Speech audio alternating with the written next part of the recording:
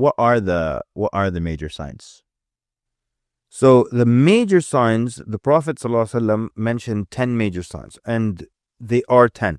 There were some scholars historically who thought the Mahdi was one of the major signs, but majority scholars disagree with that. The Mahdi is one of the minor signs, and it happens before the 10 major signs.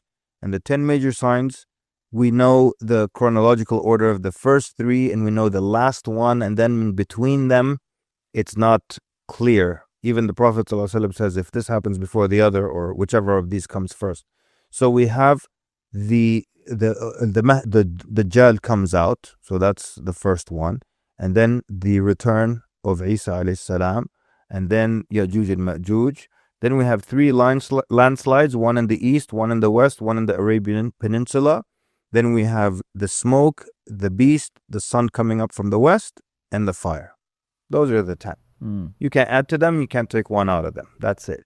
And then when the first one happens, they start to happen quickly one after the other. But because they experience one another. Dajjal, Isa, Ya'juj, Ma'juj. So once one starts, it's not like we'll wait a couple of thousand years before, but they'll kind of be in succession.